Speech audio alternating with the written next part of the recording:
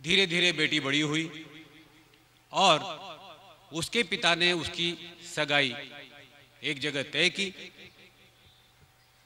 मुझे बोलना कुछ और था, लेकिन इतना प्रभावशाली नाटक देखा कि अब मैं उससे बोलने में शायद न रोक पाऊं अपने आप को।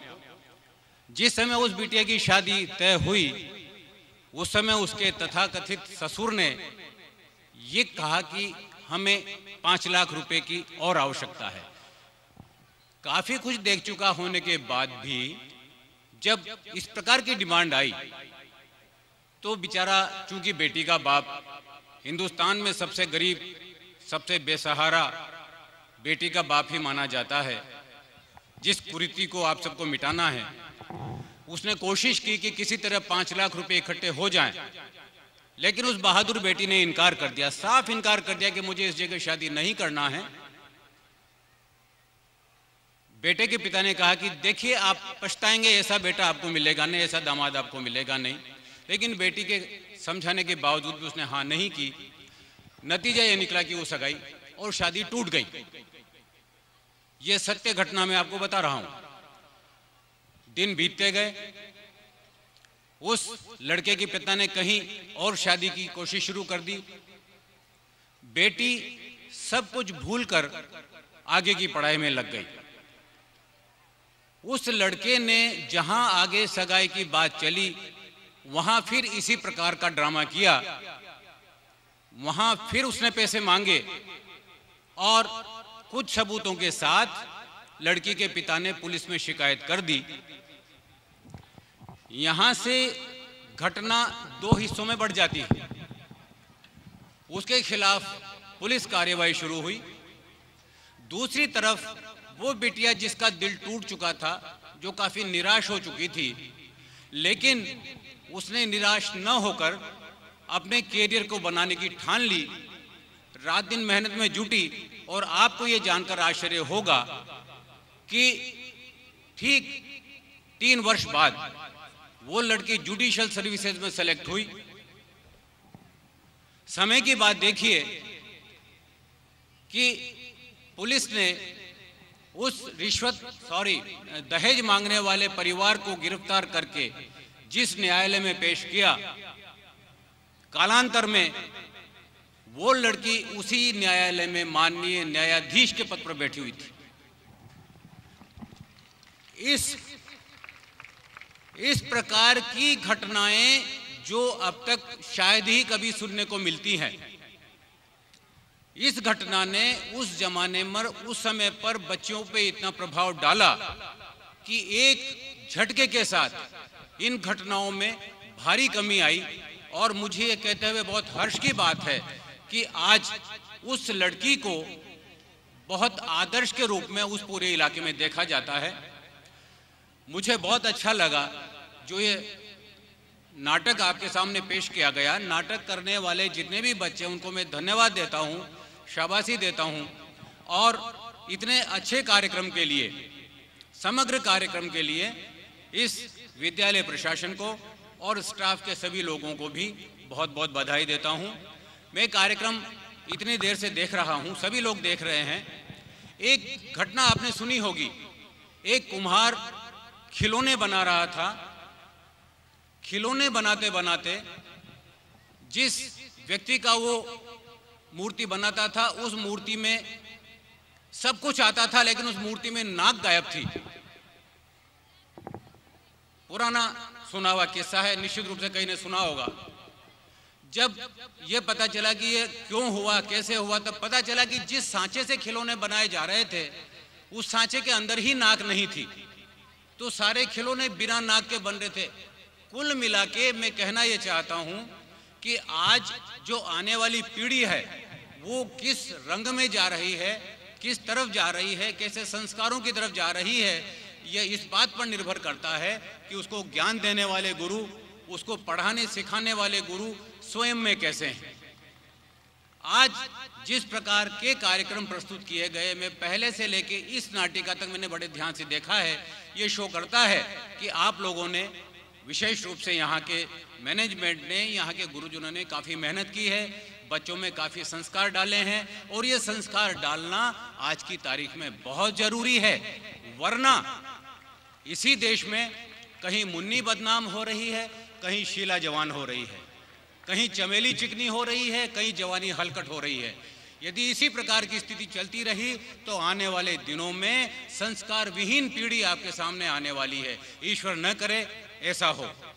मेरी यहाँ के सभी बच्चों से एक प्रेरणा है कि ये वही देश है बच्चों जहाँ पर एक जन्म के साथ जिस बच्चे के मुंह में दांत थे और माता पिता ने अपशकुन समझकर उसको छोड़ दिया था, वही बच्चा अपनी प्रतिभा के दम पर कवि कुल कमल दिवाकर तुलसीदास बना था। यह वही देश है जिस राजकुमार को या जिस बच्चे को दासी पुत्र मानकर निर्वासित कर दिया था और जो बाद में अपने शौर्य और पराक्रम के दम पर भारत का चक्रवर्ती सम्राट चंद्रगुप्त मौर्य बना, वही ये देश है। मेरी आपसे गुजारिश है, मेरी आपको प्रेरणा है कि समाज की बुराइयों को भूलकर आप संस्कारों में ढलें। आने वाले दिनों में अपने देश और अपने माता पिता को गौरवान्वित करें, ये मेरी आपसे अपेक्षा है और यही मेरा आपको आशीर्वाद है। बहुत बहुत धन्यवाद।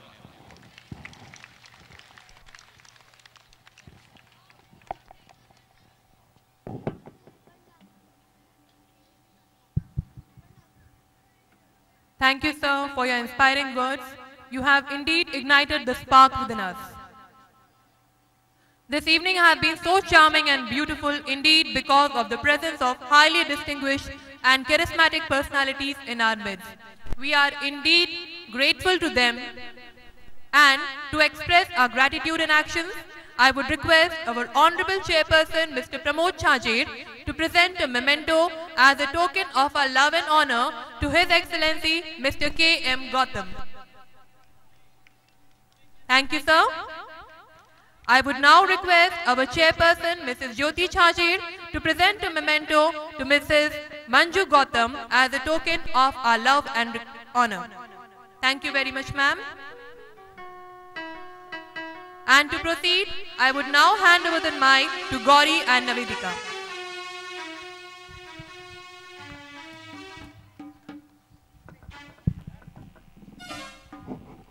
Thank you, ma'am. तो आइए अब हम बढ़ते हैं हमारी अगली प्रस्तुति की ओर। Music has great power. It is something that soothes both mind and heart. It is also capable of comforting even depressed hearts and troubled minds. It is also used as a therapy to cure many ailments.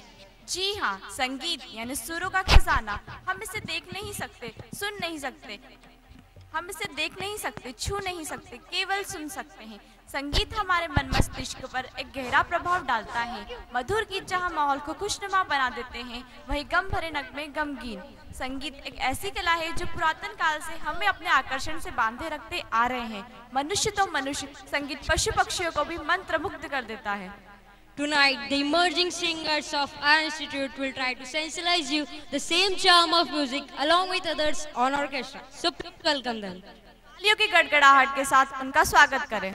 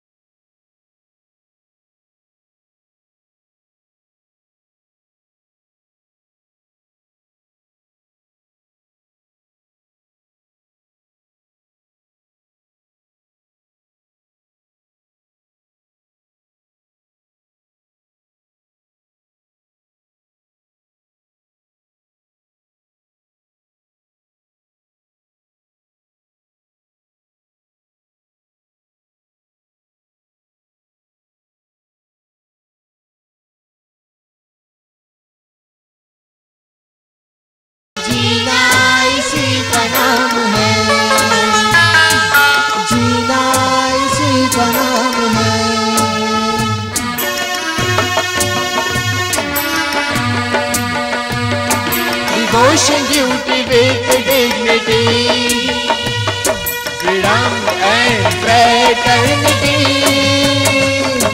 ethics, etiquette, education, desirable quality. Tamay kara, it has a name, it has a fame. We are gentle, we are humble, we have blessings, we need blessings. Tamay kara, it has a name, it has a fame. Tamay kara, tamay kara, tamay kara, tamay kara.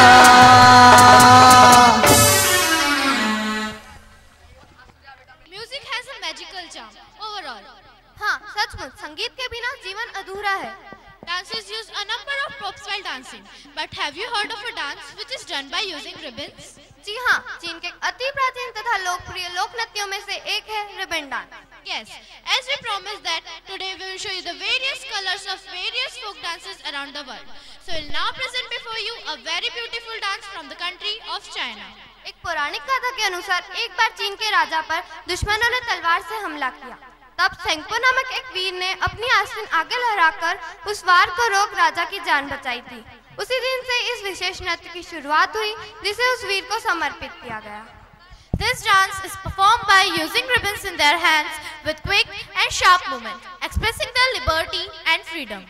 इस नृत्य के माध्यम से हवा में खूबसूरत आकृतियों का निर्माण किया जाता है जो कि रंगारंग फीतों के कारण बेहद आकर्षक लगते हैं. So let's welcome the students of class 3rd and 4th to present their wonderful performance.